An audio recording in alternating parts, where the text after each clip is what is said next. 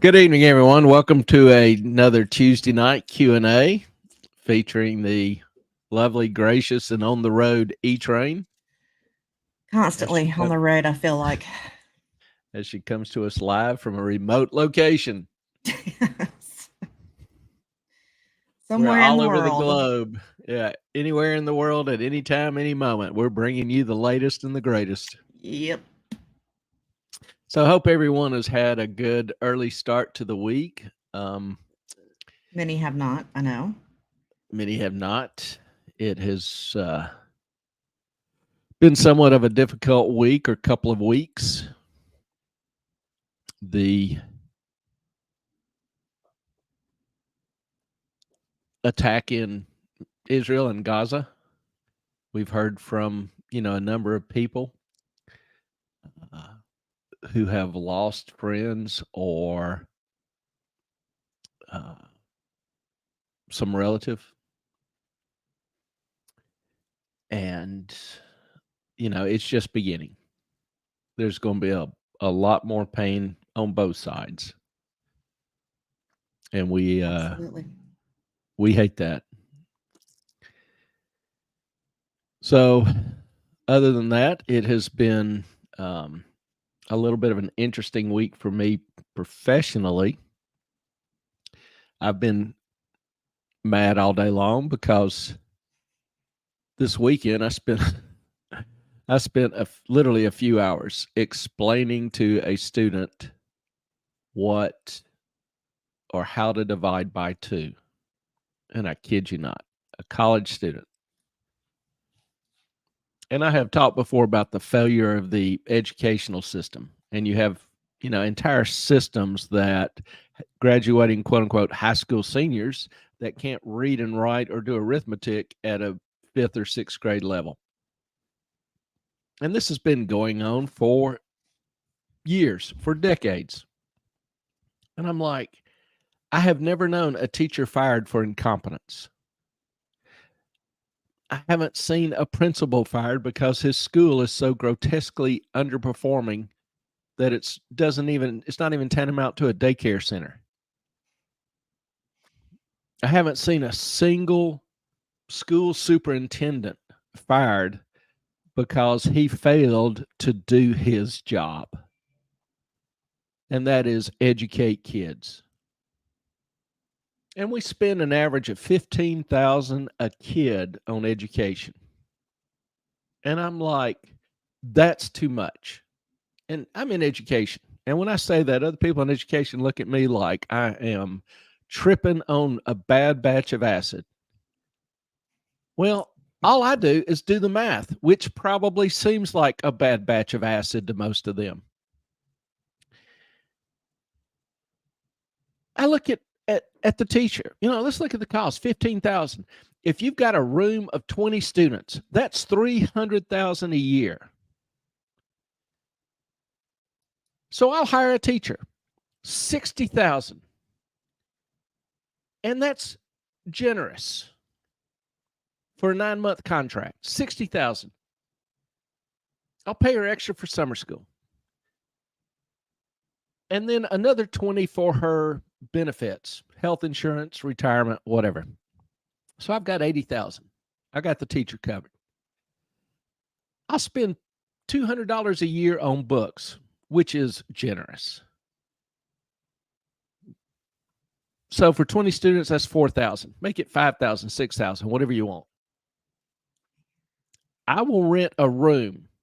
Hey, Catherine, I will rent an office space, Class A office space, a big enough room for the classroom in a office tower. $1,000 a month, $12,000 a year. So I've got the teacher, the books, the room, and I'm at $100,000. Throw in busing, $200 a month per student. So 20 students times $200 a month is $4,000 a month. Times 9 is 36,000. So 40,000, 50,000 for busing. I'm being generous on all these numbers. So I'm up to 150,000. Secretary. Hire a secretary at $40,000 for every 10 classrooms. So that's 2,000, or that's 4,000 a room for the secretary. Hire a principal for every 20 classrooms. $100,000 divided by 20 is $5,000. So that's $5,000 for the principal. So I'm at 150,000. I've got the administration, I've got the teacher, I've got the books, I've got the room, I've got the busing. I've got everything covered that's necessary for educating those kids. And I've been generous with the numbers. So where's the rest of the 300,000 going? And this is for a small classroom, 20 kids. If it's 25 kids, which is more the norm, then that's an extra 75,000. So there's 150 to 225,000 that is simply going into administrative overhead, not in the classroom. If you want to call busing in the classroom, which besides the teachers, the largest single expense. So I'm like, most school systems in America have more administrators, counselors, and advisors than they do teachers. We spend more on that, far more on that than we do on teachers. We're no longer in the business of educating kids. We're in the business of administering education, and that's a big difference. So Catherine, is it the failure of the students or the new math? It's the failure of the parents. It's the failure of the school system. It's the failure of the administrators. It's the failure of the teachers. There's New enough math blame. doesn't help. I'll throw that on the administrators because it's all the pointy-headed academics, quote unquote, who come up with this bullshit. And excuse my French. I told you I was mad. Hello, Brentwood. And the new math is absolutely horrible. I think I've recounted a story previously about I was trying to help a friend's daughter. Hello, KP. How you doing? Just seeing some of y'all makes me feel a little calmer. So thank you. At least makes me want to mind my manners a little bit more. But trying to help a friend's daughter, she was in high school in advanced math, and she had a problem, and the friend asked me if I could help her, and I said, I don't know, but I'll give it a try. So sat down with her, and she said she was having problems with something called point slope estimation. And I have a PhD in finance, which we use calculus, partial differential equations, matrix algebra with some regularity. So my math skills are modestly decent. And I'll be damned, I have never heard of that in my life, point slope estimation. So I'm like, well, let me see the book. She hands me the book. I start reading through it. I'm a page and a half, 2 pages in before it hits me as to what they're trying to talk about. It's calculating a slope of a line, straight line, slope of a line. And they're using all this Greek, all this gobbledygook, all these vague formulas and vague descriptions, an awkward way to do it. And I'm like, slope, I can describe that in a paragraph. Difference, it's the change in rise over the change in run. That's it. It's not that hard. But the new math tries to make it so damn hard, so damn complex. It's like the teachers are the who is the headmaster at Hogglesworth? Or what's the school? Hogwarts. I don't. The Dumbledore. Dumbledore. Yeah, to make teachers, professors seem like Dumbledore, the holder of all the keys of the mysteries, the holder of the deep, dark, eternal secrets. It increases the need for us as academicians. And I'm like, that's not our purpose. That's not our reason for our existence. Our purpose is to try to teach and educate and help these kids develop a process of rational, cogent thought on their own, independent of others. And we fail. They can't even read at an 8th grade level. So anyway, So much to less answer, divide by 2. yeah, it was Or 2 no, what divided by 2, and the answer was 1 with a question mark. Yeah, the new math his is first answer making. was 0. Oh, yeah, that's true. Or hers. I damn sure don't want to assume their gender. So KP, but when my son was in middle school, he was doing multiplication. Maybe it was middle school, it was elementary school. I don't remember. It was a long time ago. And he was like, I have to multiply, a 2-digit number by a 2-digit number. And I'm like, okay, well, you take the first number, divide and multiply it by the first number up here. You write that down. Then you do it, with the next number. You write that down. Then you put a 0, and then you multiply this number by that number and this number by that number, and then you add it. And he was like, Mom, that's not how, we can't do it that way. That's not how you do it. And I was like, what do you mean that's not how you do it? That's exactly how you do it. He's like, well, I have to write out all these boxes. It's like a table to figure out. I'm like, you've got to be kidding me. I'm like, I don't know how to teach you this. Over my head, I can teach you how to multiply, 2-digit numbers, but I can't. I don't know what any of that crap is. It was very frustrating. No, it's not, KP. Well, long multiplication is not a thing anymore. Hell, they can't even spell it. It's way longer than it ever used to be. I mean, they don't know how to multiply. It's insane. They don't. They don't teach multiplication tables anymore. You don't have to memorize them anymore. It is absolutely insane.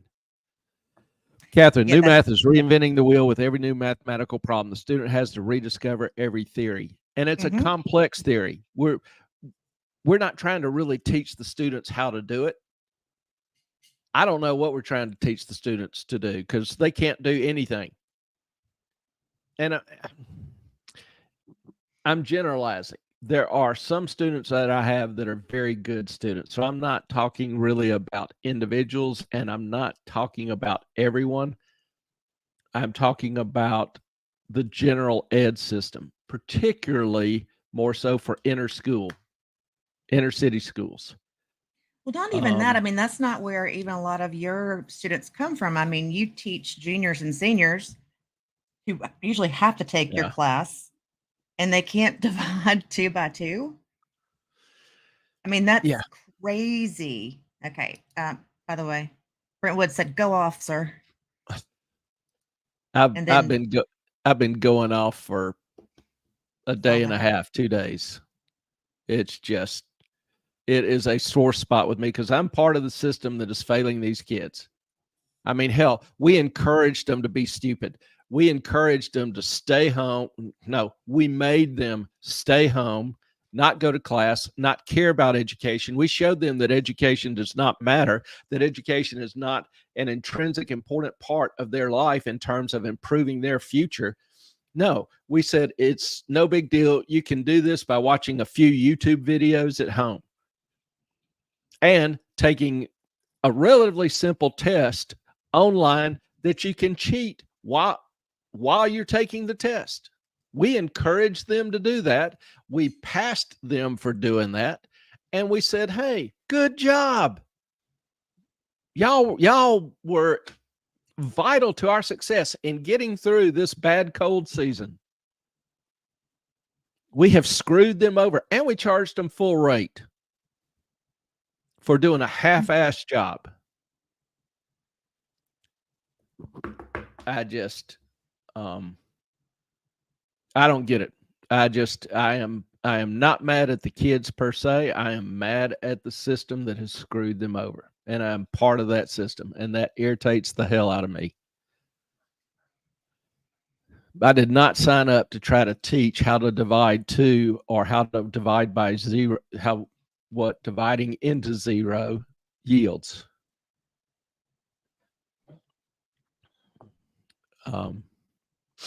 Boxes, I'm sorry, but I truly struggled with math anyway, and this sounds like I would be buying a one-way ticket to an F on this new math. Don't feel bad, KP. I'd probably be there with you.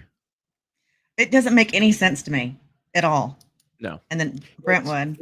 it's almost counterintuitive. Brentwood Chic. I You got got you, it. girl.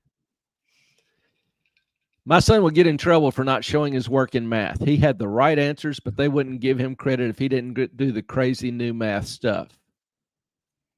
Yeah, my daughter is the perfect example of that. She was doing high school online because of some other crazy failed educational system. So she homeschooled her last 3 years of high school. And I asked Clay to help her study for an exam. So he comes over, they go through this mock test together, and he talks to her about it, and they, have all the answers, and then she goes and she takes it and she fails it. And we're like, "What happened?" She's like, "Well, the way that I showed my work wasn't right. The way that Clay taught me to do it, even though the answer was correct, she said it was wrong because I didn't do it the way that the new math way." And I'm like, "Oh, so Clay, even then we took the exam, she printed it out, and then you gave it to a math major, correct?" Right. And then he did it, and he went through it with her. And guess what? I think she got a D on that one. And I was just like, Emma, I don't know what to tell you. Like, this is blowing my mind. It's terrible. Brentwood. My son would get in trouble for not showing his work in math. He had the right answers, but they couldn't give him credit if he didn't do crazy new math stuff. You know, the point the point is, don't learn to do it well. Learn the form over the substance. And the form is confusing, counterintuitive, doesn't make sense. And it's 50 steps to do one thing. And it's completely insane. Bottom line, I don't know what the motivation, I can imagine what the motivation is behind the new math, to try to teach more innate critical thinking skills, better, and No, it's not working. no. It's not working. We've done it for more than a decade, 15 years, and kids can't even do simple division. It's failing. It's failing bad. If you look at American universities, American kids are all taking the warm fuzzy topics. If you look at the STEM topics, the graduates we need in the country, the engineers, the doctors, the scientists, the researchers, the finance, accounting, computers. That's it, They're Clay. they're mostly not Americans because American kids can't do that kind of work. That's it. They've made it so, pardon my French, fucking complicated to do the math, especially the math that it would take to be an engineer, computer science major, physics, whatever, right? That Americans aren't doing it. They're not going into it because can you imagine having to do like an engineering math problem it would take you 500 sheets of paper with the new math. And honestly, just a generalization, do kids value education more or less than they did 40 years ago, 50 years ago? Less. I would say less, far less. Do parents value education more or less than they did 40 or 50 years ago? 40 or 50 years ago, did we have 50 or 60% of the high school population in the country graduating with an inability to read and write at a 6th grade level? Less. Yeah, no. We had a better educational system in the colonial and Civil War era than we do today. We had more literate people. We had better math skills. They generally knew at least the college entrance knew at least 2 foreign language, Greek, and generally some other language, probably Hebrew or Aramaic. They did calculus in the 8th grade. And we can't dumb down our high school classes enough to get these kids through in good order. college used to be about teaching higher skills, critical thinking, those things. Now we teach remedial classes. We're doing what the 8th, 7th, 6th grade classes used to do 100 years ago. And Clay is now teaching English and writing. Yeah, somebody decided to make my intro finance course a writing intensive course. So they have to do a writing assignment, and I have to correct the draft, English grammar corrections. That is the worst week in the household, by the way. You think I'm grumpy now. You should be around the next week because I brought the damn rough drafts home. You wonder why Ellen leaves town. Now you know. I don't want to be around when he's, it's awful. Emojis, incomplete sentences, incorrect verb tense, adjective tense, everything is just awful. Yeah, I don't have it with me, but I will, if somebody reminds me, I have an example of a paper a student turned in years ago, 2, 3, 4 years ago. I recall. And when I give the students back their rough drafts, I have a list of things I go through because there are common errors, extremely common errors. And I will throw up one page of his paper, which is all I could read because I just couldn't stand anymore. But the first page, it's bleeding like somebody stepped on a landmine. Yeah, It's he used just a red pen and it's just like I just colored the whole thing. yeah, literally. And this is this is a junior in college. And we have the second highest admission standards in the state system behind NC Chapel Hill. And we would also be behind Duke. But we get relatively good kids. Our average entering GPA is over 4.0.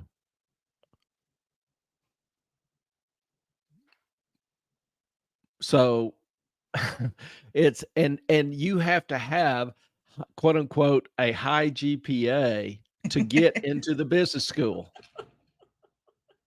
You apply to the business school at the end of your sophomore year. And if you don't have a high enough GPA, you can't get in. He probably needs both. And I swear to you, this is not scotch. I wish it ought to be. Or vodka. Hell, I would do shots of tequila. I don't care. You've got scotch right behind you. All right, we need to answer some of this. We need to get back to some of these while you're on your rant.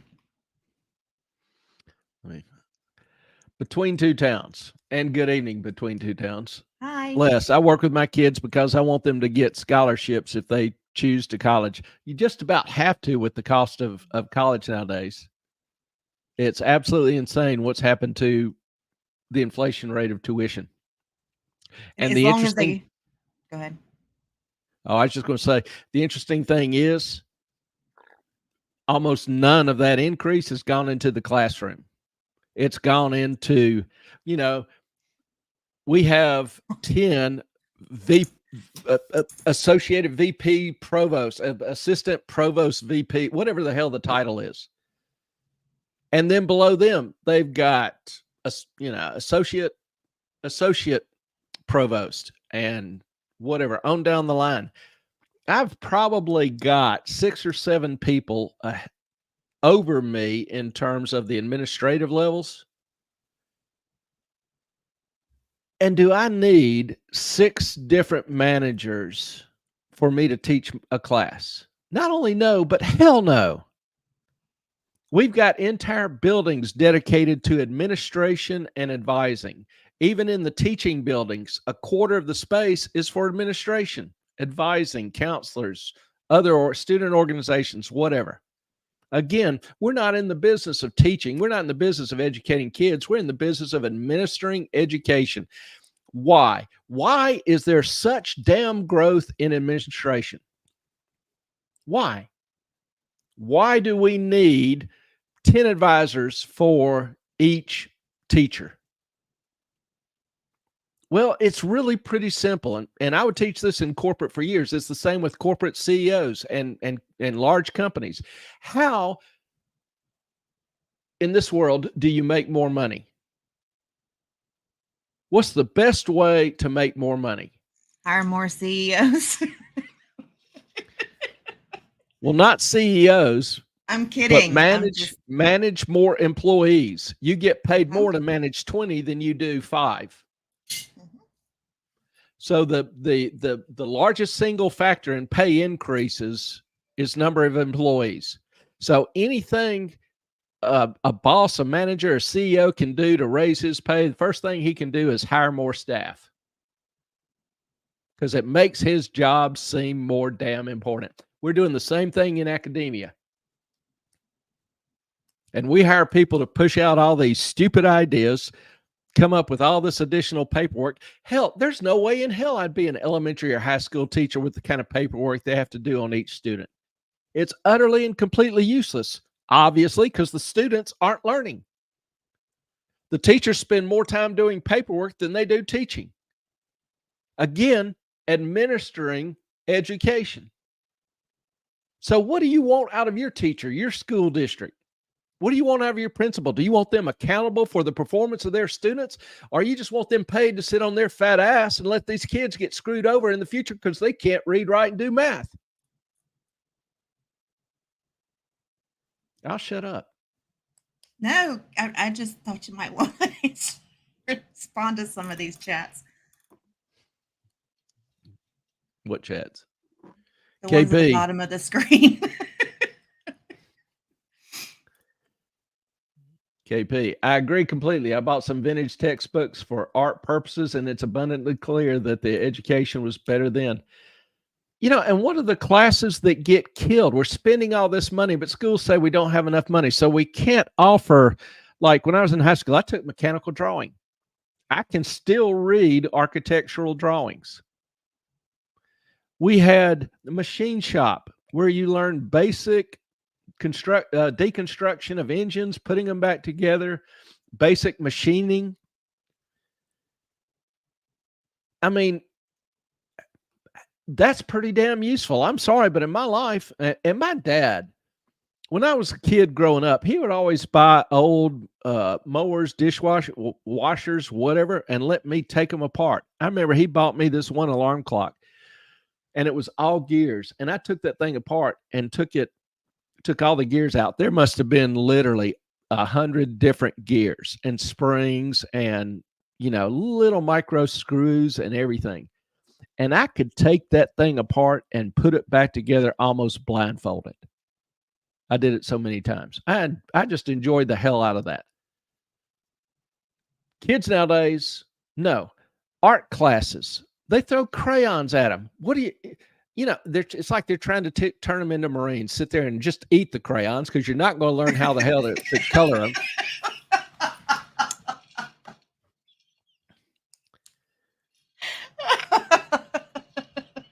Sorry. Home ec. Home ec. Students freaking literally can't boil water or boil an egg.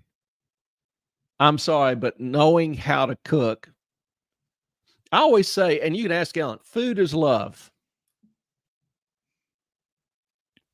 Because, and if you think about it, every major event that we do, every major event in the Bible involves food. If you go on a date, first date, where do you go? Usually, at least it'll involve eating. Why? Because when you sit down with somebody and break bread, there is an unusual fellowship that occurs. There's a certain completeness in the spirit because your body is being taken care of. Food is love. That's kind of like it's so intuitively understood that it's not even thought of at the time. But like growing up, some of the best memories and times I had were at the dinner table with my family. Mom would cook, we would serve. One of my most unpleasant memories was at the dinner table when I made a critical comment of Mom's food. And Dad literally backhanded me without even looking up from his plate, lifted me up out of the chair and onto the floor on my back. At at which time I got up, sat at the table again, and he slid my plate back over just half an inch. I grabbed it and started eating. I cleaned that damn plate, and I never complained about her cooking again in my life. Because my dad had a clear understanding. Mom worked hard to prepare that food. It was important. It was an offering of her love and effort and concern about the family. And he would not have any snotty-nosed little kid insult that. And he was right. He was damn right. I wish more people understood that today. I think we need more of that.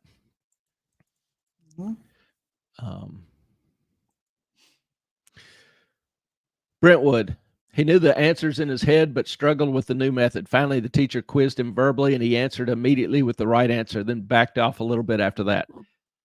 Well, that's her son. Yeah. Yeah, I'm glad the teacher at least gave him credit for that. But I get students all the time who, when they do bad on a test, they credit test anxiety. Who the hell doesn't get a little nervous before a test? That's no excuse. We train these kids to fail and come up with excuses. And it's never their fault because they didn't work hard enough. They studied. They have no idea of the material. I could quiz them verbally about it. If they can't even divide by 2, there is no way in hell they're passing my test. Not just no 2, way in but hell. 2 divided by 2. This was about her son and the new math that they failed him because he didn't do it the way they wanted him to. Yeah. All right. Between 2 towns, I used a paid grammar check for all my papers. I'm a fast typer. I use grammar check too. And that's one thing that I criticize when I review the student papers, because too many of them rely on the grammar check.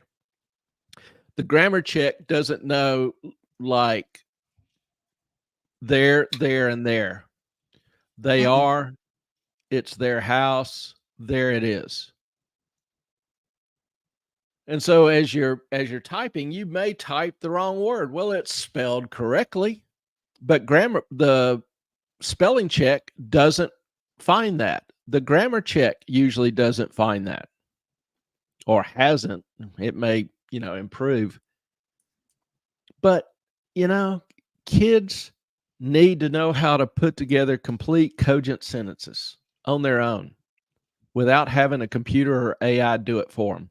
If you can't, I tell my kids, or ask them, what's the 2 most important courses you can take ever? And, they'll throw out some suggestions, scuba diving, golf.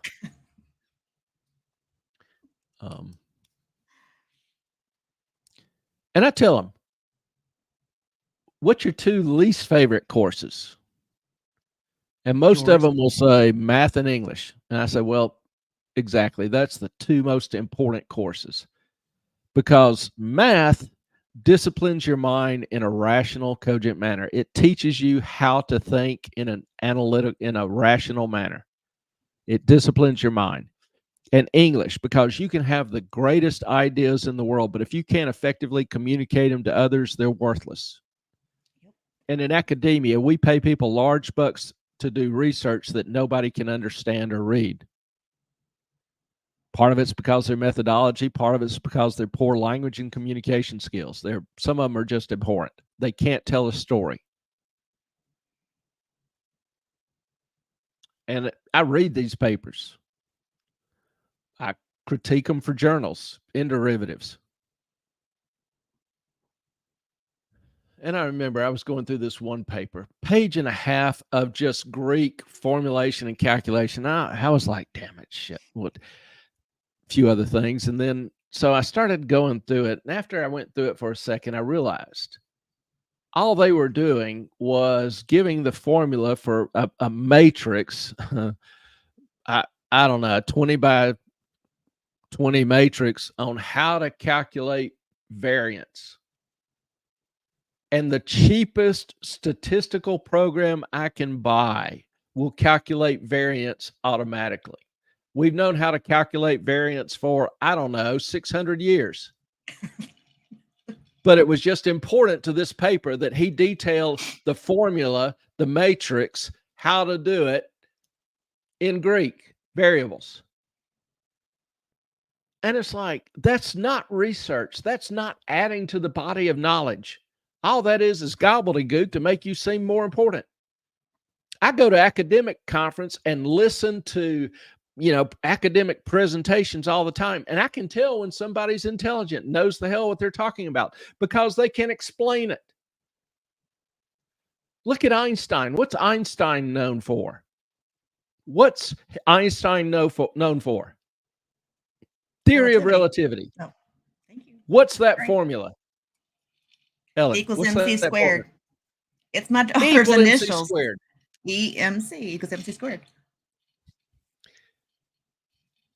One of the most important discoveries in history. It took the smartest man in history, at least one of, to do the proof for that formula. But this genius is best known for an elegantly simple formula that has huge and massive implications. If you look at some of his quotes, they're all just a couple of sentences.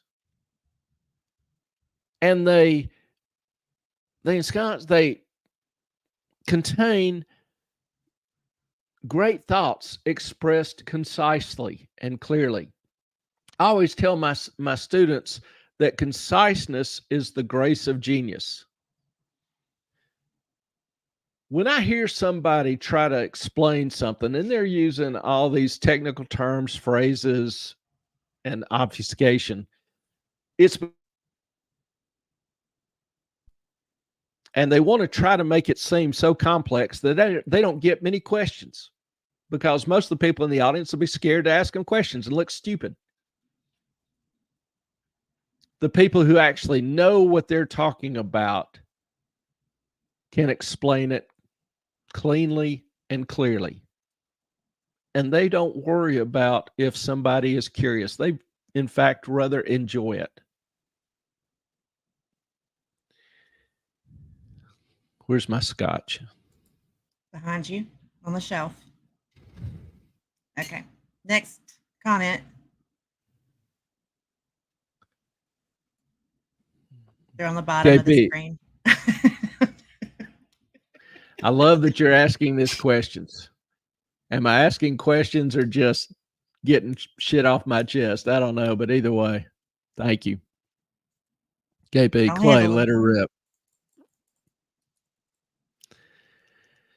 Clay, I know you are upset, but you are making me truly laugh. Love the passion. Thank you. I just didn't go in this profession to screw kids over. And I know I can be an asshole. I have been called that more than once in my life. But I don't kick people when they're down. I generally give people hell when I like them. But this system is so failed, so decrepit, and is only getting worse because of the idiots overseeing it and running it have determined that it be so. Why? Why do we systematically make schools produce inept graduates? Was it Marcus Aurelius that said an educated man is an uncontrollable man? I believe so. If you have the ability to think for yourself, you don't have to depend on somebody else to make your decisions and guide your life. If you can't think for yourself, you're much more prone, you're much more able to be controlled and content and maybe blissful in your ignorance, as long as it's not pointed out to you. You can develop an attitude of, I'm fine, I'm good, I'm great. I am man, I am woman, hear me roar, whatever. I don't know. But we have produced an entire generation of undereducated people in large numbers. Not just overeducated, I think, but over entitled as well. Undereducated. Undereducated, I'm sorry, and Yeah. over entitled. Yeah, we focus on their quote unquote mental health, and it's a facade. If you have to be told all the time how great you are, that doesn't build your self-esteem. All that does is confirm your greatest fears, that you need to be artificially propped up because you're worthless. So yeah, we have a hell of a lot more mental issues today. We have a whole hell of a lot more lack of confidence and lack of self-worth and lack of respect for other individuals because we're too busy trying to build everybody's self-esteem. You want to build somebody's you want to build a kid's self-esteem? You give them a task and let them accomplish it and overcome it. You let them actually earn that respect. Wait, You actually let saying, them accomplish something. So you're saying participation trophies aren't going to solve the problem? I'm saying they make it worse. Are y'all familiar with a game called Punch Bug? Mm-hmm. Does that ring a bell? You're driving down the road with your toddler or whatever, and you see a Volkswagen Beetle, you punch the other person in the shoulder and yell punch bug, and you get a point. And my daughter, when she was little, 5, 6 or whatever, we would play punch bug. And I would beat her 20-0. No mercy. No mercy. And she got a little older. The score was 20-5. 20-10, 20-15. And then finally, it was 15-20. I have never in my life seen my daughter so proud of herself as she was at that moment, because she knew she wasn't given a damn thing. She earned that on her own abilities, and she kicked my ass based on her own abilities.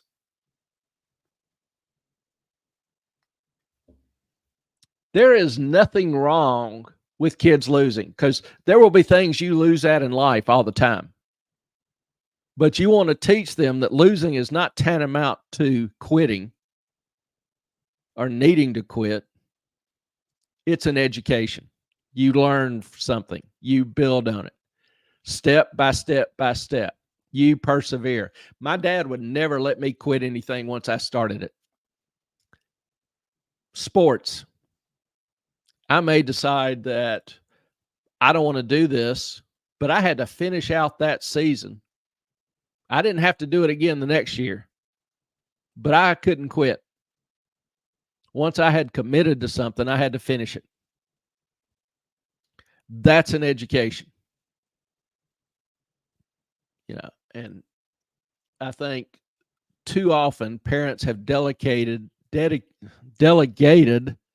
responsibilities to educate their kids mentally, socially, emotionally, academically. It's the parents' responsibility, and they ignore or feel like they have turned that responsibility over to somebody. And the schools are happy to take that responsibility off your shoulders.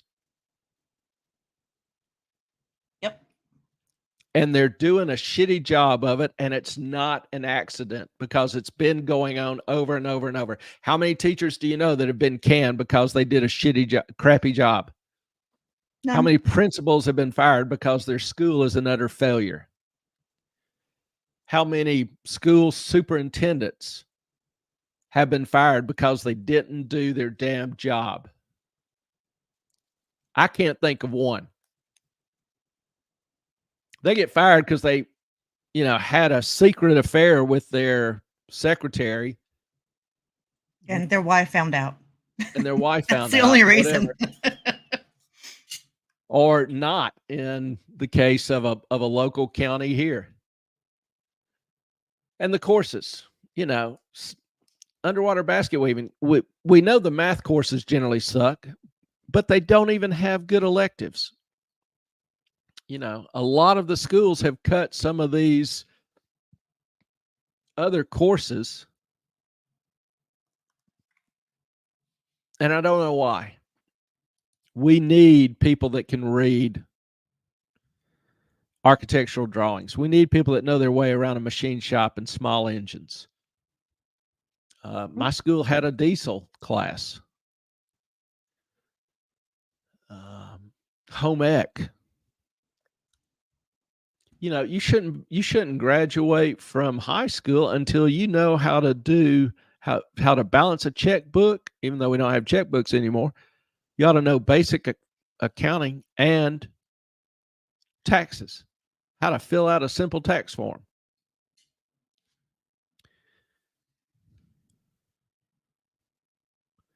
Brentwood. That's a 1 month member sticker. Okay, we got to get to a few of these. Okay. Hang on. She's trying to make me feel better. Thank you, Brentwood.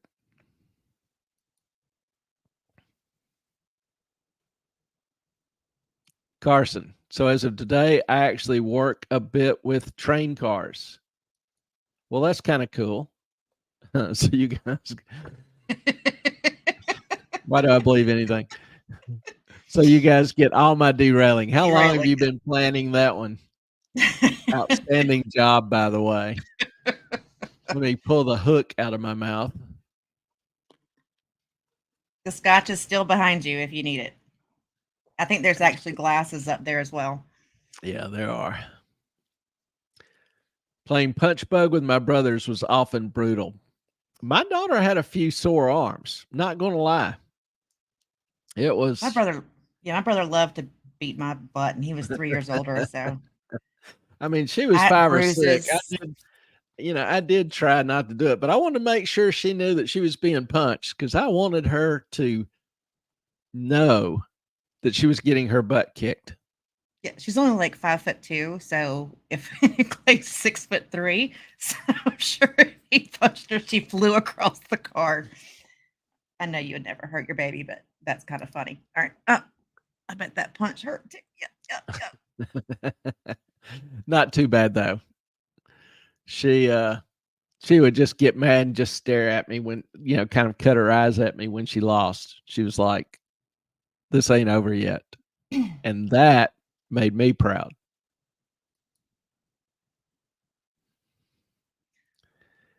Between two towns in Arizona, in the country I live in, that happened last year. The superintendent was fired for not doing her job. The school board still paid out her contract. Well, I'm glad to hear it has happened. It just hasn't happened enough. And it's altogether too rare. But she still got paid out. Yeah. They have to honor a contract. But I don't see what's the problem with writing a contract with performance clauses. If the schools don't improve in 2 or 3 years, you don't get the rest of the contract. It's not that hard. I'm not even an attorney. Oh, wait, that was me. I want to tell you I'm not sure you can derail this rant. The funny thing is, I told Clay about a month or so ago, I said, what is it you're passionate about? Like, where is your passion? I think we found it tonight. I think we found it. I'm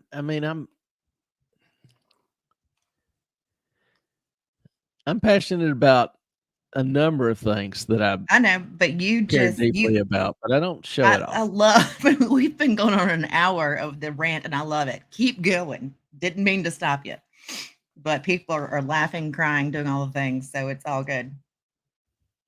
It's It is good.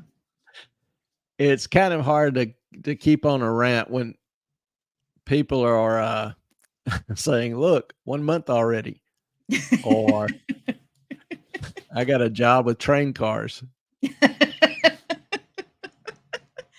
It's very or when good. Listen, somebody go ahead. says, keep going with your rant." It's like, No, I love it. All right. So Saturday night, I'm going to make sure that Clay grades his, we're still on, make sure Clay grades his papers Saturday morning. I'll have to find that example and throw it up. Oh, It's I'm sure you have it close I don't by. have it here at home. Oh, you didn't? Okay. It's not on Yeah, this drive, is it, that I have? I doubt it. Okay. But I may have it uploaded to the cloud, but I'll have to go check. But I'm going into I've got class tomorrow, so we're about to hit fall break. So I get the next 3 days off. That's the cool thing about the job. Get off, fall break, get off a month for Christmas, get off a week in the spring, get off 3 months in the summer. What's not to love about the job? I mean, But he loves the job, but he is very passionate about it. And after, excuse me, I had a little repeat. When he goes off on his rants at times, and I just sit there and try not to laugh because he is hilarious when he's ranting about this stuff. But he needs to, this is what he was made for, is to I don't teach. know. He Okay, now I'm talking about myself in the third person. That's okay. I think you've been in the education system too long now. My time's drawing to a close. Sadly. I was not made to teach people how to divide by 2 when they're in college. That just that threw me off. I'm not going to lie.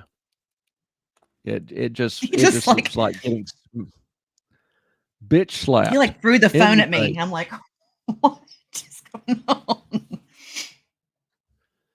It is. So, I mean, and again, I'm not mad at the student. The student needed help. But I'm mad in a system that kept passing him year by year without ensuring that he could do the work. That's just a corrupt, inept, that's an evil system, because all it's doing is guaranteeing that this student will fail. Because who the hell is going to employ somebody that can't read, write, or do basic arithmetic? What jobs do you do other than ask people what do they want with their pumpkin spice latte? Oh my goodness. I don't get it. So thank you, Brentwood, for the gifted membership, by the way. It's hard to do the 2 things when I'm out of town and in a weird setup. But I did just see that, and I do appreciate it. If y'all have not gone and watched the first half of this video, you need to go back. And here is I think that is a glass of scotch in a coach.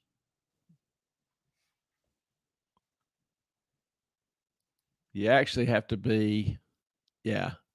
That's a picture of a bull mastiff I used to have.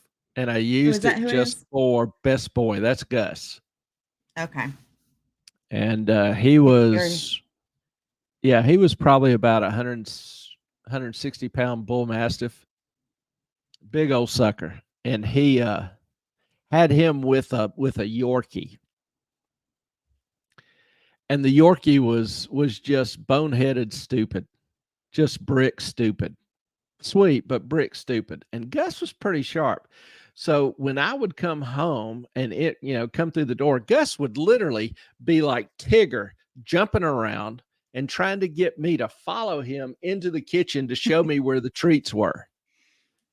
And I would give him a treat and the Yorkie a treat. And the Yorkie would take her treat and run up and jump on the sofa. Didn't really care about the treat, but she guarded it. And Gus would, of course, swallow his treat mostly whole.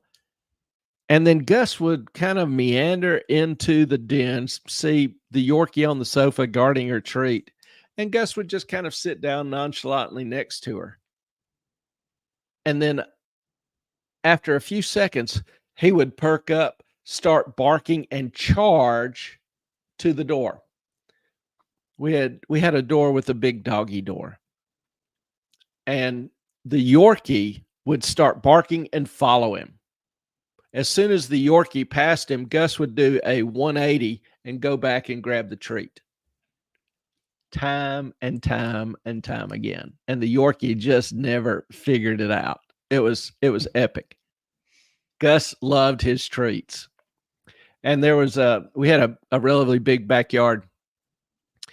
And there was a little boy that lived catty-cornered from the back corner of the yard. We had a fence.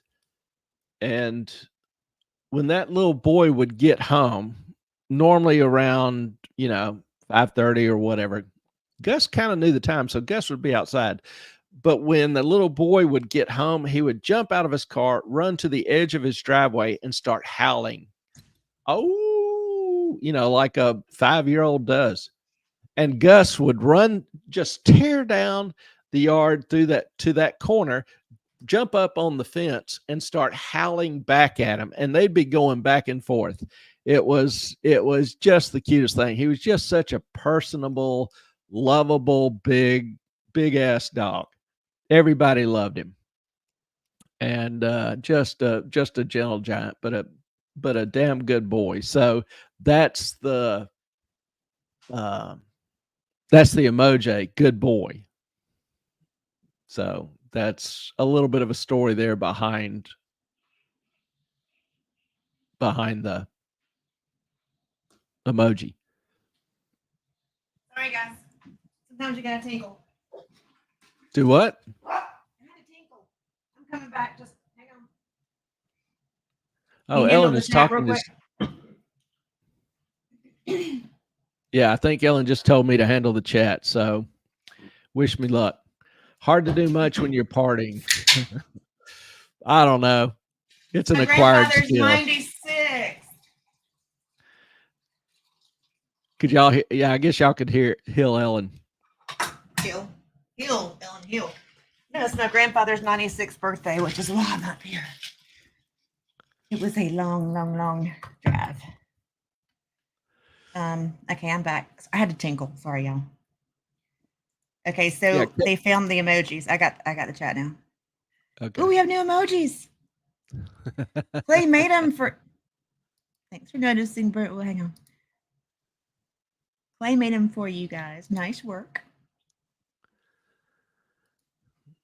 Number emojis are fun. Happy birthday, Grandpa. I know we call him Pop, but yes, 96 tomorrow. I started saying he was 96 like 3 months ago, and he's like, I'm not quite 96. I'm 95. I was like, Pop. Particular about his age. Yes. So I bought him one of those caramel cakes, which I left at his house, which I probably shouldn't have, because some of his stepdaughter's children are there. So I am not sure if it'll still be there in the morning. I don't know. Well, did he even get a piece? Well, it's it's got that like plastic sealed around it, and I put the candles on top of it, so they would know like this is Pop's. It's not y'all's. Easy. Good luck with that. Mm-hmm. You know how mad I'll be if it's not there tomorrow. If you like caramel, I mean, it is. Ellen it's like fine eating to her. Mm-hmm. So Yes, it is. I do love it. All right, so Clay, Yes, how are ma'am. those papers going? Haven't even looked yet. Hang on. Doo-doo-doo. The book. K- Oh, KP, I need to Clay get knows. going shortly, but I'm wondering when you do the members book club is. Could you remind me, please, and thank you? It is Thursday, October. Is it the 26th? I don't have my calendar in front of me. I'm No, looking here. I stink at dates. Yes, Thursday, October the 26th at 7:00. So we will host the first ever Moffat on Money Book Club, reading Arthur Conan Doyle's Sherlock Holmes first. I always want to say the Scarlet Letter, a Scarlet Thread. Mm-hmm. Is it a thread? And did we decide to combine the Sign of Four We did. with it? Mhm. So those two books. Brentwood Chic read the book and loved it. Good. Yeah, it is an interesting book. Don't want to talk about it too much because obviously book club. That's but the idea of book club. Yeah. There was a section in the middle where I was like, wait a minute, did I start another book? Was that the end of it? So Oh, there it is. A Study in Scarlet. A Study in Scarlet. Yes. And there's a second part of that book we're doing as well, right? No, it's another book. But it's in A the Sign same of book. Four. No. Somebody said it was a sometimes second they're sold part. together, but it's the right. second book in the series. Are we doing 1 and 2 or just the one? We're doing both. A Study in what I thought. Scarlet and A Sign of Four. Okay. Making sure that we're clear on that one. So y'all get your reading in. You got a couple of weeks. The Study in Scarlet is like, I think it's about 95 pages on the Kindle version, which is really not that bad. And I haven't studied a Sign of Four yet, but I assume it's probably about the same. It's the second part of the story. It's not an entirely separate story. Like I say, I have not read it, so I need to get started on it. You haven't read it? Not A Sign of Four. Oh, I've listened to. I actually had not read A Study in Scarlet previously. Had not read any of the Sherlock Holmes books. I've read I've listened to A Study in Scarlet about 15 times. For about 5 minutes when I'm going to sleep, and then I'm out. So I'm bound and determined on the way home on Thursday. I'm just going to listen to all of it. Is that fair? Yeah, Ellen has the gift of when she gets horizontal, she's out in a couple of minutes, literally. I mean, I've seen it as little as 30 seconds. And it's an amazing gift. It irritates the hell out of me because I have trouble sleeping.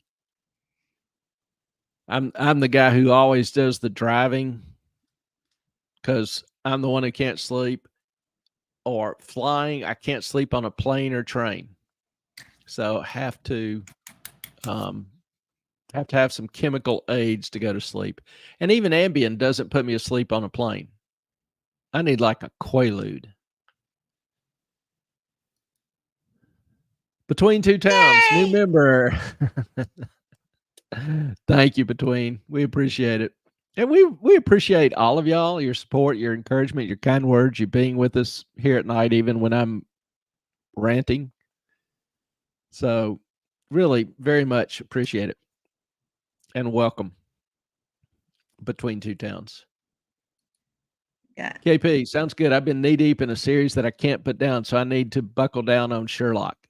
Just out of curiosity, what series?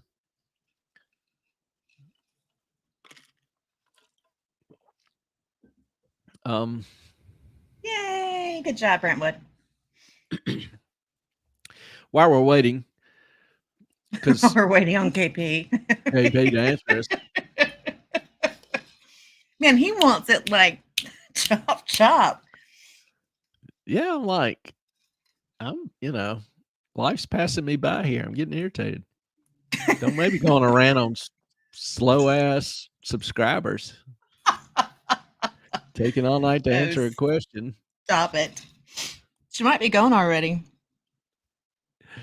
You never know. She might keep you waiting until The next time. oh, there it is. The Clan of the Cave Bear. She told you that last time, I think. I Really? think she shared that Oh, before. Mm-hmm. I don't think I caught that. I did. Okay. Because that's new to me. Clan of the Cave Bear. Don't believe I know that one. Pretty sure she said it last time.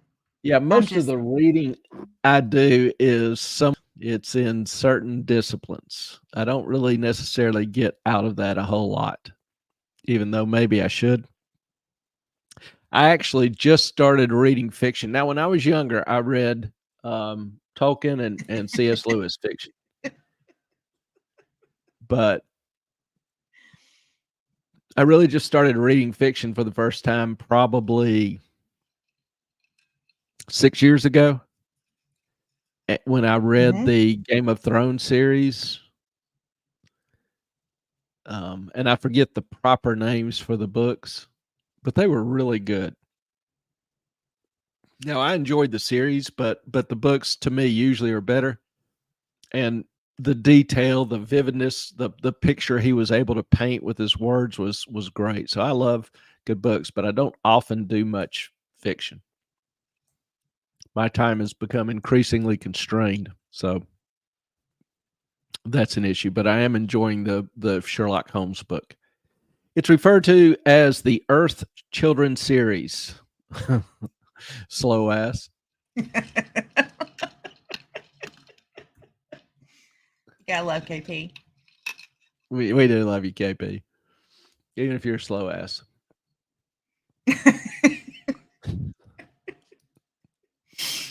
Couple things. Okay, can I let me interrupt real quick.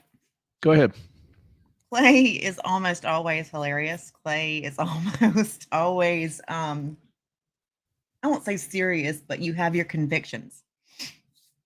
And I love it when you just kind of let it go, what's in your heart. And because it is somewhat amusing and but there's always a good lesson in it. So maybe that sounds retarded, but anyway. Well, it's usually not fit for general public consumption. I think they love this. I think this is something you should do more often. I'll probably get fired tomorrow. Well, that's all right. You could teach them basic math. Go back to third grade and teach them how to multiply. Yeah. Oh. And love you guys today. Grab this real quick. She's got to go. Okay. Love you guys too. My nickname in college was Pokey. On that note, I will catch you later. You may not be able to live that one down, Pokey. All right. That's going to be your new name. Yeah. I wish I had the ability to change names of viewers. That would be kind of epic. I'd have a new name for all of you. Oh, good Lord. Catherine. It's not going to get better. Book 3 is pretty bad. I read it when it first came out. I never needed to reread them. I think we're talking about Sherlock. Is that in reference to Children of the Earth? The Earth's Children series?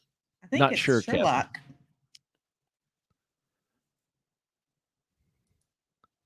I think Catherine was one of the ones advocating for Sherlock. Well, good night, KP. Good night, sweetheart. Should do this more often, Clay. There's only so many things I can rant about in this world. Oh, I don't know about that. Hugs and kisses to you, love. Okay, I was wrong. Sign of 4 is a different story. That's what I was thinking, but I wasn't sure. But thank you for checking. Yeah, I remember waking up, believe it or not, during I was listening to Scarlet one. And I was like, I checked my iPad. I'm like, this is the same story?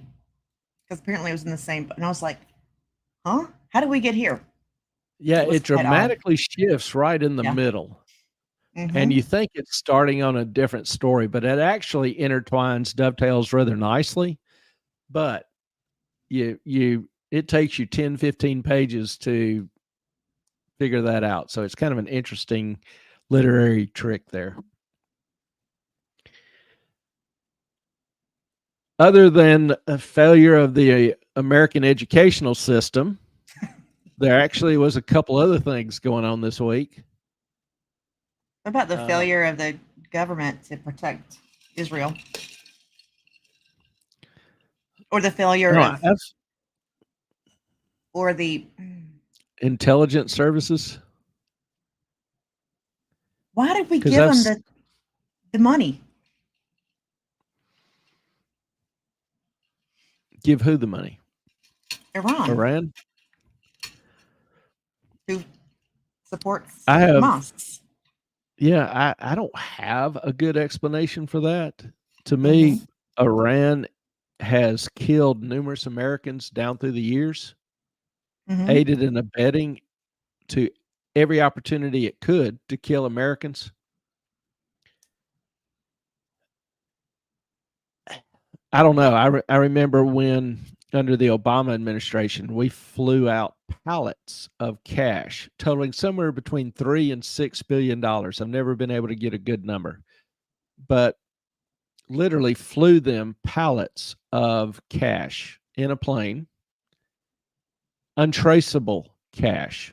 Now, the argument that some give was that it was Iran's money. Technically, it was the Shah's money because it was deposited in U.S. banks when the Shah was running Iran. And we had frozen the accounts. Remember, they stormed the embassy, took the embassy employees as hostages for a year. And so we froze their accounts. Well, under Obama, they decided to unfreeze the accounts and, ship it over to Iran. Why didn't we just transfer it electronically? We can track electronic transfers. I was under the impression that not that long ago, Biden traded the wait a minute. This is back in, there's two. Yeah, I'm talking about more recent. Yeah. Yeah, but I'm just saying it started with Biden and Obama. Right. Sending them untraceable cash. So why do you send a nation that sponsors terrorism and killing of Americans cash that can't be traced? I'd love to hear a good reason. Because you don't want anyone to know where they're spending it? There's no other reason. You could have electronically transferred that $6 billion to the Bank of Iran or whatever bank they wanted. And we have the ability to track financial transfers all over the world. We could have seen where that money was gone, credited to whatever. You really don't withdraw $6 billion in cash from a local branch. So you don't think they have that in reserves? No. When you print up that amount of bills for them and ship it to them, well, it's easy for them to pass out wads of it to whoever they want. And you'll have no idea. You can't follow the money. I never understood that. And then recently, there were other accounts that were tied up that had been tied up because we didn't grant other banks, countries permission to release the funds. Well, we just last week released those funds. $6 billion? And then, is that right? $6 billion. Yeah. And then Iran gives Hamas the okay to execute the attacks because they had been planning it at least since August and probably earlier.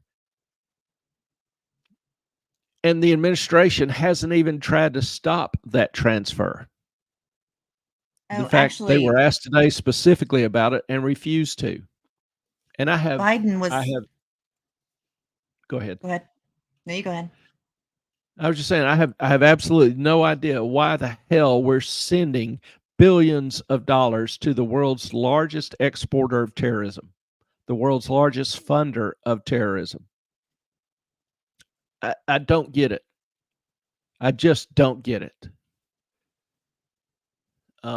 Also, the administration eased up the sanctions on them, so Iran has now been better able to, execute foreign trades, sell oil, all sorts of things. They've got, I don't know, 75 or $100 billion in cash coming to them every month now.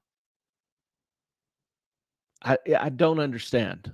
Because we stopped producing oil and we stopped the pipelines in the U.S., but opened up the ones in Russia and in Iran. Yeah, and now Russia just sells their oil to China and Saudi Arabia, who turn around and sell it. And we get to so Saudi Arabia doesn't have more to pump, for it. Yeah, Saudi Arabia doesn't have to pump much of their own oil; they just resell Russian oil. And everybody goes, wink, wink. Okay, we'll buy it. It's just a scam, a PR scam. And Lord knows I don't understand the rationale behind it. If I try to figure something out, it's not good for you. They're not doing that to help the average American citizen, poor, middle class. It's not for you. I was going to say earlier, I don't know if I got this in during your rant, but it seems obvious to me that they're trying to destroy our country. They're trying to take the U.S. down.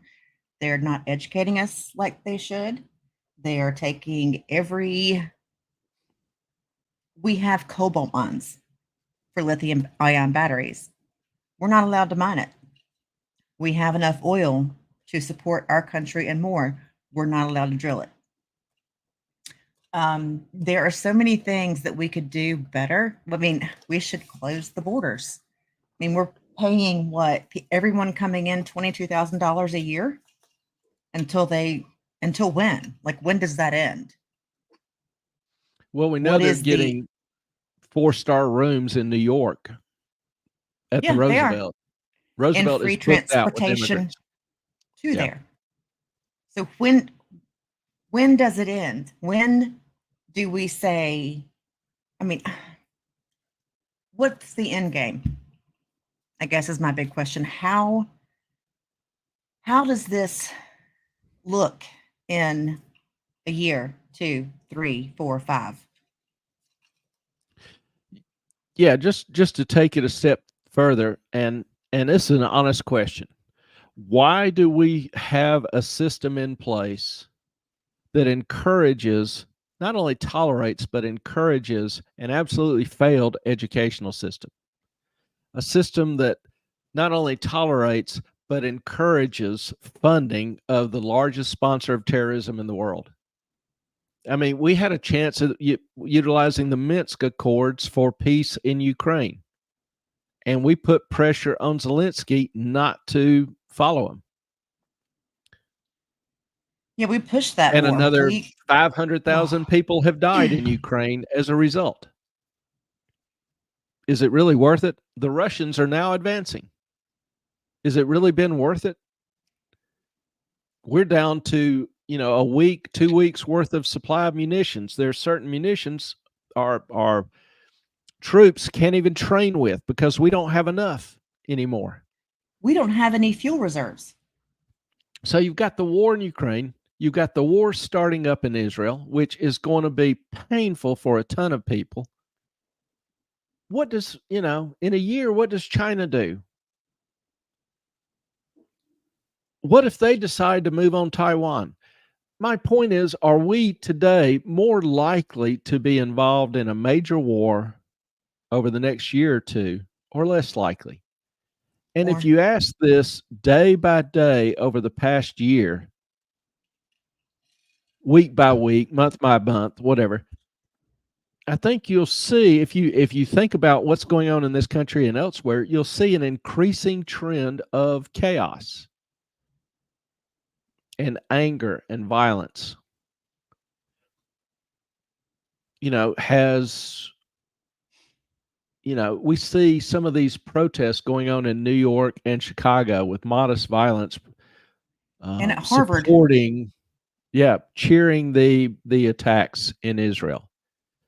Well, if we seriously start supporting Israel with weapons, munitions, whatever, how do these we got people nothing view left. that? How do these people view that? Do they become angry? Do they strike out on their own? Has over the past several years Iran used the open border to send people across to infiltrate the country to plot certain terrorist attacks at their calling? Has North Korea? Has China? Has Russia? I don't. Yeah, We I'm know seriously asking. we know 129 countries have been sending people into ours. We know Yeah. that they are record numbers. Are they all poor, homeless, destitute, looking to take a part in the American dream? Are they coming here just for welfare benefits? Are they coming here for possibly malicious intent? We know that MS-13 has used the open borders to greatly increase their numbers, their membership. They recruit in South America, then bring them across the border. And just in case you're curious, the initiation requirement for MS-13 is to murder someone. You can't join MS-13 until you murder someone in cold blood. So for every recruit they bring across, that's another dead innocent American or another dead immigrant, whatever. So what the hell are we doing? I don't know. It just seems like we are continually encouraging greater failure among the citizens of the country in terms of their academic achievement, in terms of their responsibility, in terms of their influence in the system. Do you feel like you have more say in your child's education now or less than you did 10 or 20 years ago? Do you feel like you have more influence now in the political system than you did 10 or 20 years ago or less? I would say consistently less. And it's trending more and more away from the voice of the people, the representing of the people, looking out for the best interest of the people, doing what's in the best interest of the people, and more about ensconcing power, centralizing power in DC. Okay, here's my question then, Clay. How is it that we know that there are people, sorry, I get a little passionate about this, parolees in. We're letting people from insane asylums in. We're letting in MS-13. We're letting in people from countries like Iran, Iraq, Palestine, all kinds of places. How in the world does that empower DC? Especially with the education system going to crap, and then what's going on in Israel and what's going on against Russia. We're pushing Russia further towards China with the whole Ukraine situation.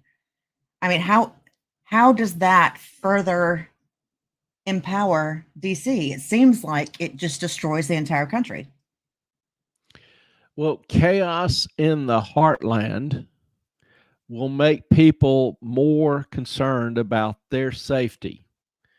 And when people start getting terribly concerned about their safety, they are much more apt to be willing to surrender their freedoms. And so increase in chaos, decreasing. You look at the trends. Food inflation is soaring. So what's the government doing about it? Is it making it harder to farm? Are they making it more costly to farm with increasing energy, limiting energy, the whole green revolution, sustainable farming, not using fertilizers, not using machinery to harvest, our food supply. But Clay, we're paying the entire salary of most of the people of the Ukraine that are in government, period. And giving them grain and allowing them to plant that and then sell it back to us. Are you kidding me? Well, Russia has withdrawn from the accord that allowed Ukraine to sell grain and export it from some of their ports. I don't know, a month ago they even started attacking those ports. So I think that you're going to see price of wheat, corn, grains in general go up still further. Vodka. We vodka. Damn it. We talked about the Big Mac index, how it was quadruple the rate of the stated food inflation rate. And what constitutes a Big Mac? You've got bread, you've got meat, if you want to call it that. You've got veggies, you've got cheese. Kind of not altogether different than what people buy. If you look at CPI, it has, is it 2,000 or 5,000 inputs? And then those inputs go through various adjustments. So it's okay. Wait, back up. CPI. Okay. It's Consumer Price Index. The inflation I know what that rate is. I know. But what are the inputs? I mean, they have 5,000 different inputs, prices, items that they track. Okay. Thank you. And they'll make adjustments. Maybe I ought to talk about inflation again this coming Saturday and throw up some of the examples of shrinkflation. Shrinkflation is where the manufacturer simply starts producing a smaller box or a smaller bottle of food. It looks the same. Or maybe they cut the contents. You open up a bottle of Pringles and it's half air. Wait, we saw that with the juice. Yeah. The orange juice. There's tons of examples out there. And I'll flash some up. But the idea is you don't notice it. Because if you look at the cereal box, instead of being, 32 ounces, it's now 30.2 ounces. And, mentally, you don't really always look at how many ounces of cereal are in the box. And, you just pull the bag out, pop it open, and pour the cereal. You don't notice that you've got that much less cereal in the box. Well, that's shrinkflation. What you buy has shrunk. I used to buy Snickers bars this big. Now, if you go buy a Snickers bar, it's like that. Shrinkflation, but you don't notice it. I do have a question. Why haven't I'm so tired. Cereal companies figured out how that they need to put their cereal in a Ziploc bag? Because the faster it spoils, the quicker you replace it. Next question. Am I good or what? Ought to be a syndicated show. I agree. But I mean, really. Why don't they make refrigerators and washing machines that can last more than 6 years? Used to be. If I bought a washing machine or a refrigerator in the 50s or 60s and took care of it, didn't trash it because the style was out of fashion, or I like digital better than the actual knobs that clicked, it'd still be running. It'd still be working. I bought mine in the aughts. I had to replace a heating element twice in the dryer, but that's reasonable. That was a quick little fix, and they worked like magic. Keeps going. Parts do wear out over time, even well-made ones. But nowadays, like the last washing machine I bought years ago had knobs because I didn't want the digital boards, because if one thing breaks, you have to replace the whole board. You can't just replace one part or component. Well, hell's bells. I didn't know the rotating knobs are still digital. Instead of pressing a number up and down or a button, It's just electronically recording the position of the knob. It's just there to make you think it's not digital. It's a damn lie. So maybe I ought to sue Whirlpool or Maytag for false damn advertising. About to go on another rant here.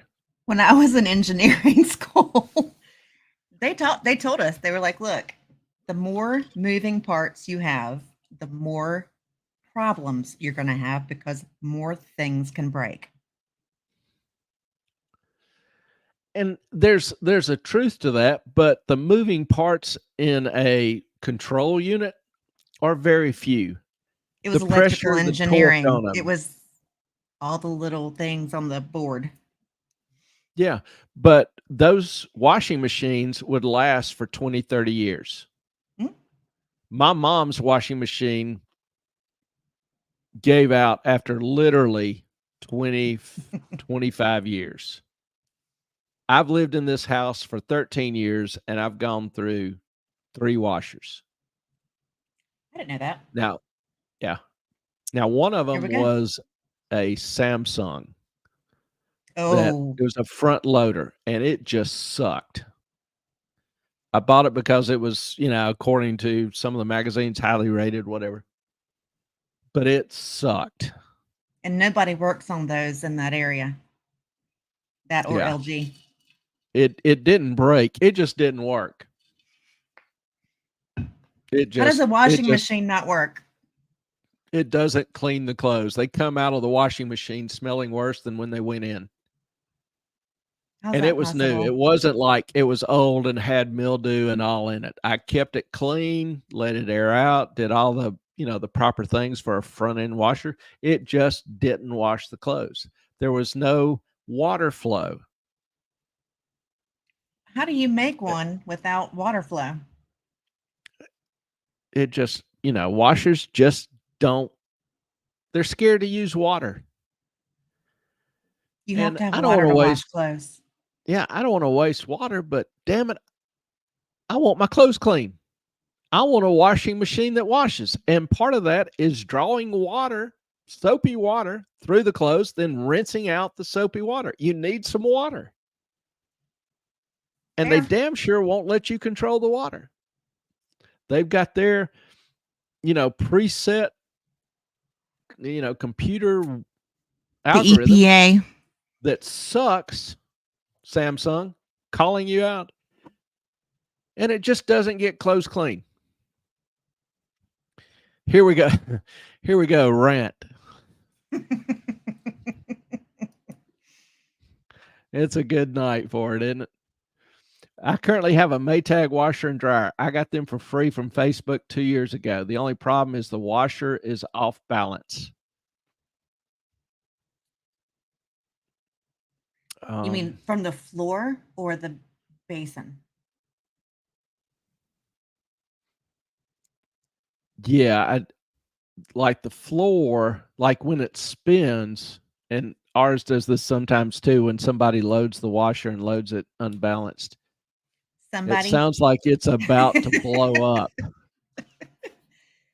I mean, literally, you've got, you've seen those big, huge Japanese drums with the guy, just swinging and banging on it. It's kind of like an art form almost. That's what our washer sounds like at times.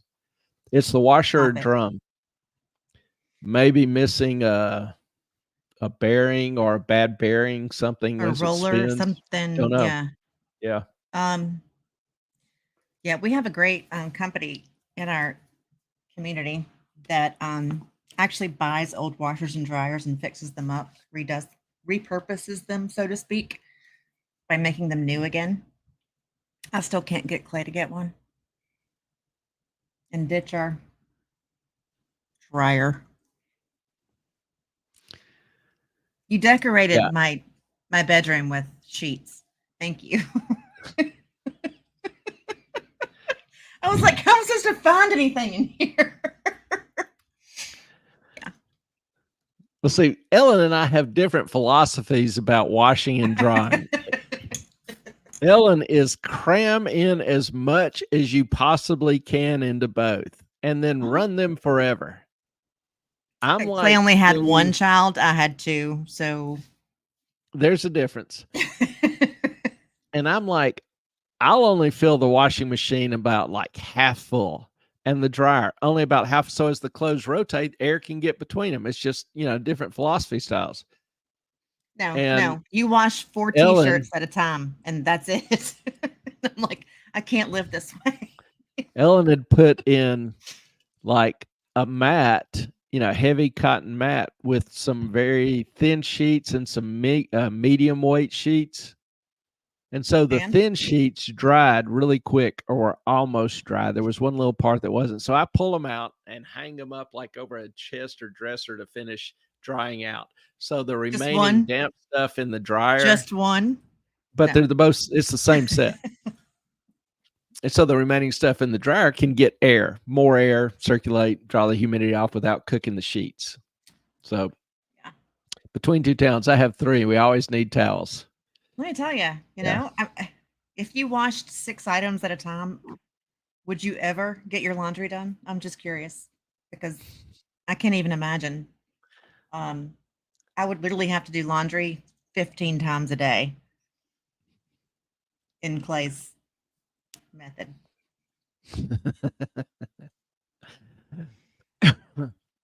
All I know is when I lived by myself, I'd do 1 load a week. And it worked just fine. Well, guess what? Now you got me and 2 dogs and a cat. And my sheets But you get know changed what? more than once every 3 months. Yeah, I do change your sheets because I'm sweet like that. Because I go, Yes, you oh are. no. But oh my gosh, excuse me. My It's the husband washer does the drum. laundry. Wait. There it goes. My husband does the laundry. As I'm at home 90% of the time with the kiddos and the dogs. Good for Yeah. him. Good for him. Clay will be able to get all of his laundry done in the next 2 days if he just goes a few things at a time. Oh, I'll be able to get my laundry done in the next load if I was just doing mine. I haven't changed. Mm-hmm. I'm a simple guy.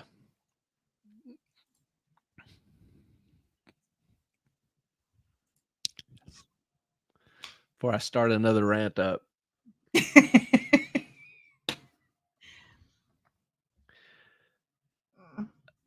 I'm sitting here thinking, What you thinking? There's a lot of things that I can bitch about. Make no mistake. I'm a lucky man. I've got a roof over my head, got food in my belly. I've got people that love me.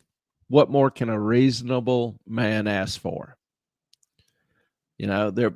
I see a lot of problems in the world. And it upsets me, but I still have to remember that I've got a lot to be thankful for and could be far worse off. So for those people that, are struggling, I hope your pains and troubles pass quickly. I know a lot of people are hurting. Some of my friends, some of the people on this channel, some of the people that watch this channel are having, hard times or hard issues. And so I don't want to belabor the point, and I don't want this, channel just to become a constant bitch session. No, you were actually really funny. But I won't ever swear that there won't be another rant.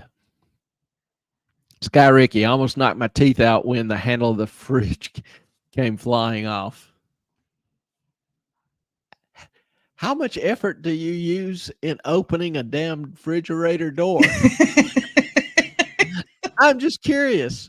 I think Are you talking about the fact that things aren't aren't made as well as they used to be. That's Are my you guess. jerking that thing like a lawnmower chain? That's funny. My house did close with a Oh, different lender almost 3 weeks ago. The interest rate was 6.5%. I'm glad you got it locked in then. It's going to blow past 8% this week. I haven't looked today to see what the average rate was. It was 7.93 at the close of last week. so you did good for now. Yeah. Yep, you did good. I just looked up average rates on Google, and 30-year shows an average of 8.525%. If so, that's a hell of a jump. But I'm That's thinking that, painful. yeah, I'm thinking that Google may be a little bit off there. That just sounds like an awful damn high jump. On Bankrate, they show the national average at 7.88, and I think that's probably more the standard. I don't know where Google's getting its number from. Maybe they're But predicting the Bankrate future. is generally the more referenced number. And I'm just not sure where Google's getting its data from. But obviously, there are people out there paying 8.5% for a mortgage. Mm-hmm. That's price. That 7.88 is no bargain. But yeah, 8% is here and or coming if it's not in a city close to you yet. So 6.25 is 6.5 is good. Brentwood, you made me laugh with the rants. I'll take that as a victory. You made I'll a take lot of that people as the laugh win. with the rants. I think KP and Brentwood and between two towns were finding it extremely, as I was, hilarious. Oh, So the geez. things that upset me are hilarious to others. Yes. It's the way you ran about them. They It's the way you rant about them. Between two towns. Well, the original lender went bankrupt. The new lender honored the actual lender's rate. Otherwise, it would have been close to 7%. Oh, geez. Well, glad it worked out for you. Yes. And some people are shocked at 6.5% because we got so used to the 2.5% or 3% rates. Mm-hmm. But actually, the 2.5% and 3% is way too low for 30-year money. If you think about it, if you had $1 million with inflation going at 2, 3, 4%, would you want to lend at 2.5%? That's your interest you receive is still taxable? No, Yep. that's a no-brainer. But that's what we had going on for the past 13 years. And it created artificially low expectations. It created an environment where people thought that was normality. We have been so busy, so determined the past 10, 15 years in normalizing insanity. Hi, Catherine. I'm going to have to leave now. Have fun. Catherine, appreciate you joining us. Hope you have a good rest of the evening. And we'll look forward to seeing you again soon. Thank you. We appreciate you being here. Brentwood. Yeah, I'm never refinancing or moving the way rates are right now. Yeah, compared to what we've seen, it is terribly expensive. And with home prices being high and not dropping, I think actually some of them are starting to drop in certain areas. But there are things that need changing in the system. Hey, Clay, I can't remember what it was. I'm sorry. Go ahead.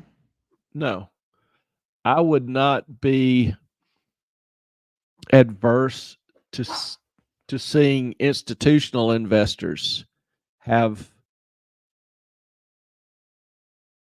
higher standards or requirements for buying real estate. Right now, you've got funds going in buying whole neighborhoods or whole city blocks. And that has kind of artificially driven up the cost. They've done that because they have little confidence in stocks, or they want to diversify away from, equities markets or bond markets. And then you've got people with the 2.5 or 3% mortgages like Brentwood, like me, that don't want to give up that low rate and won't. But sooner or later, actually, they're going to have to start. They're going to get jobs elsewhere. They'll have to get a bigger size. They'll lose their job, won't be able to make the payments. So you will see some of those houses that right now there's some reticence to put on the market. You will see some of those start coming on the market, and more as the years pass. So this is a temporary condition. There won't be a quick resolution, quick drop in housing prices, but they will ultimately drop. Ellen is frozen.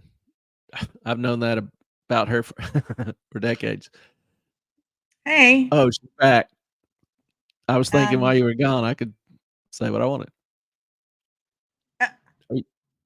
What did he say, y'all? Nothing. Not at all. The frozen Ellen face is perfect. Was it? It was probably pretty awful. No. Like, I had a thought. It's gone. I had to reconfigure my internet. Oh, Clay, what did you say? I have no idea. I think there was a glitch in the system.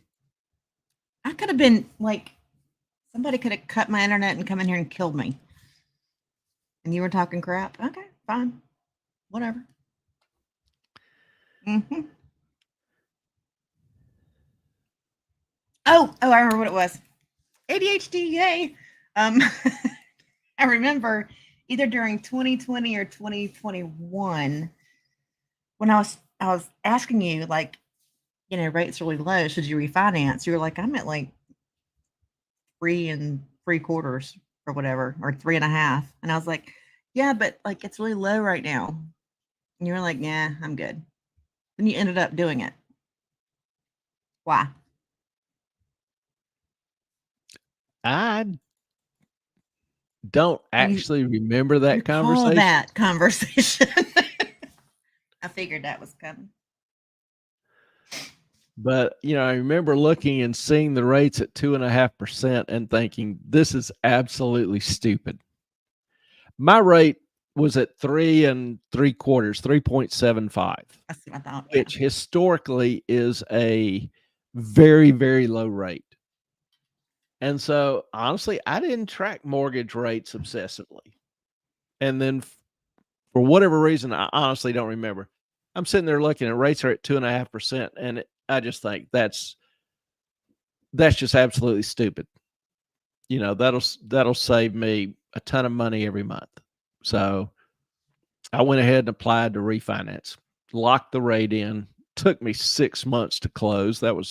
I hate that process. It's a ridiculously complex process. Particularly with computers.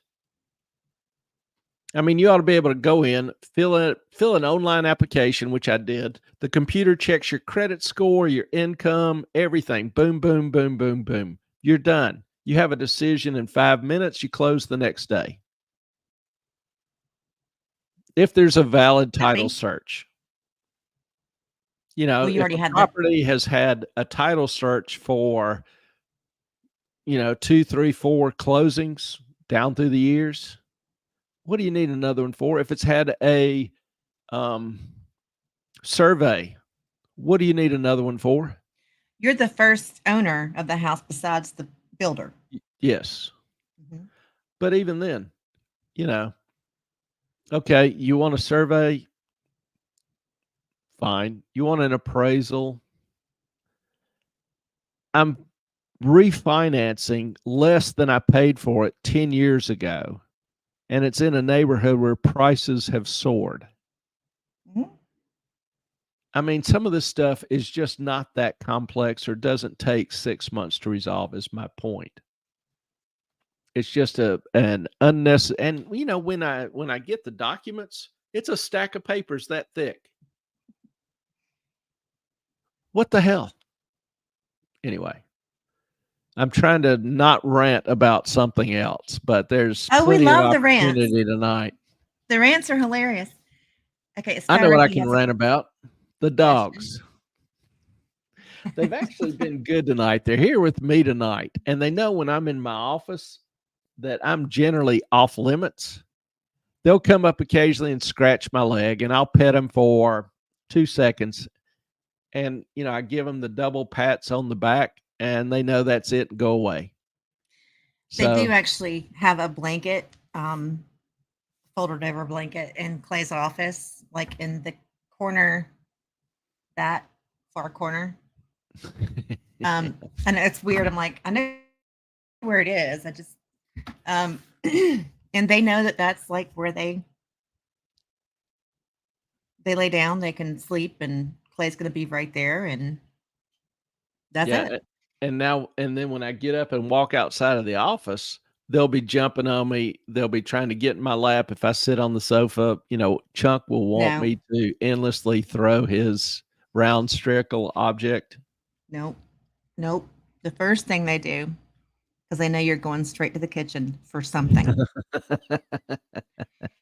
And then they want a piece of whatever it is you may be near. Am I wrong?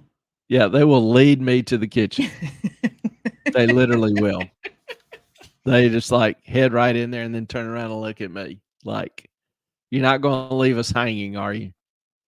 We're counting Well, on they'll you. walk Don't towards it, disappoint us." looking at him, walking, looking at him like, we're going to the kitchen, right? There's Yeah. something that's going to be there. I love them. Ran away. Yeah, well, being with such gracious and sweet company tonight has lessened my angst. Good. So, you I know, know you're you'll talking have about to them and not me. So talking about everybody. You as well. listen, eh, You have a terribly sweet spirit. thank you, but you're just mad I'm not there to take care of the dogs. Actually, the dogs are being far better now than they are when you're here. Hmm. Maybe I'll just stay here then. I don't Well, I can pack the dogs and send to you. I know you hate being lonely. know. Put a postage Oh, stamp on their Brentwood. ass and stuff them in the box. Thank you for helping, Brentwood. Thank you for helping me keep my sobriety.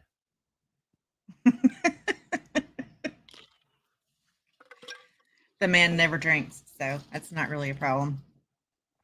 Yeah, I talk about scotch more than I actually imbibe it. Now I will on a nice evening, or used to. Haven't done it in a little while. Just grab a glass and go sit outside with a cigar and just listen to the ocean. With the neighbors and all you men figure out all the problems of the world. Yeah, and we used to have a lot fewer neighbors, and you could actually hear the ocean. Now you You still hear can. people screaming and kids Well, and the true. pool and all sorts of stuff. So I miss somewhat. It's just not as peaceful to sit outside.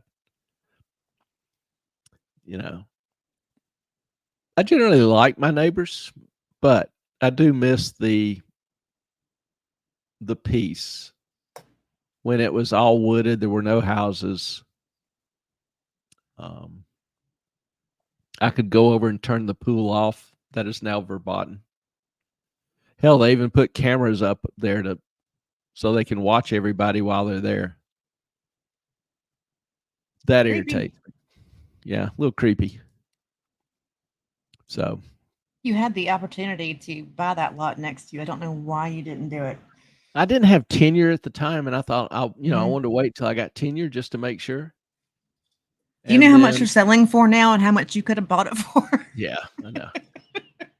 And then literally a few months before I get tenure, somebody purchased it, built a house on it. We loved them. They were great. Yeah, they were great neighbors. So Richard and Cindy, wherever, whatever you're doing, if you're watching us tonight or We sometime, miss hope you. you're doing well. You are missed. Hmm. Some night They we'll were rant about our neighbors, maybe on a members only. Sorry. He's going to be mad at me about Ellen. that later. Ellen Hush. Okay. Got it. So, well, we are, we've had a couple people sign off, and we are nearing that time. My bedtime. Way past my bedtime. Yeah. And I admit to being a little drained. Anybody have any questions we can try to answer before we go? I was just thinking about the market has been up the last 2 days. And if you remember Saturday night, we talked about the payrolls number and how the first blush, all the headlines were like it was such a great number, and the market was, the economy was resilient, 336,000 jobs being created. But if you look at the actual report, full-time jobs dropped by 22,000, part-time jobs increased by 157,000. And so it was actually the opposite of the headline. It was a crappy report. So why is the market up if the report was bad? Well, the answer is somewhat counterintuitive.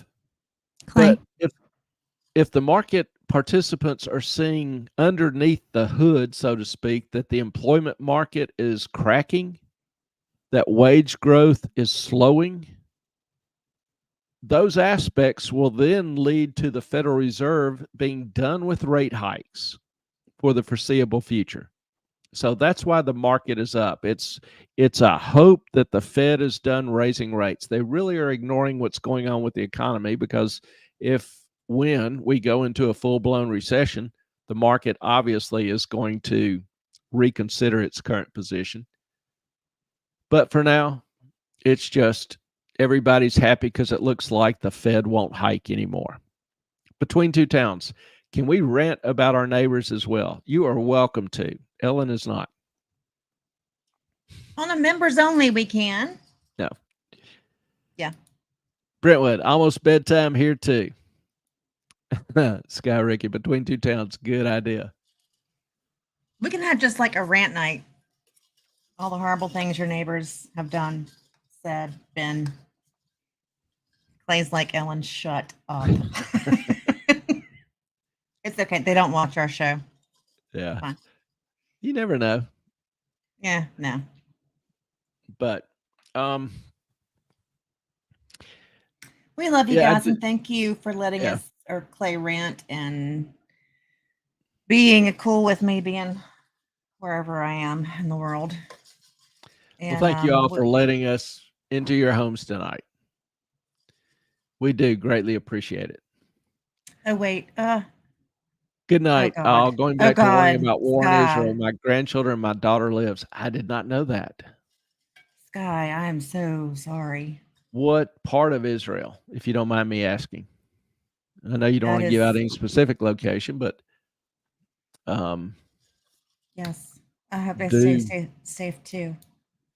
Listen, that is. I have many That would things to be say tough. about that. yeah. And most people don't realize that Israel is about the size of New Jersey. It is not a big area. It's very small. And there is Palestine was never a thing. Like they Well, never we're had not their going state. into that tonight. But Okay, sorry. That's my rant. Zichron Yaakov. I'm not sure what region that's in, but we'll hope and pray for their safety and security. Yes. No, that's tough. That is, and unfortunately, there's all sorts of indications that things are going to get worse in that general area. Oh crap. Runkle's grandfather is there right now too.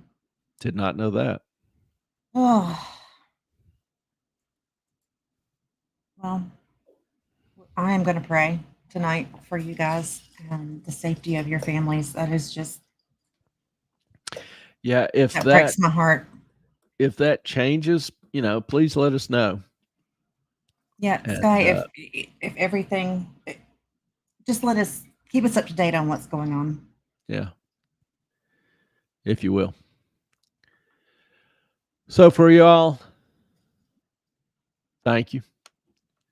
for your time, for your Sweet well wishes, dreams. for your thoughts, for your good karma, for your prayers. And we'll look forward to seeing you again Saturday night. And God bless. Our time is up.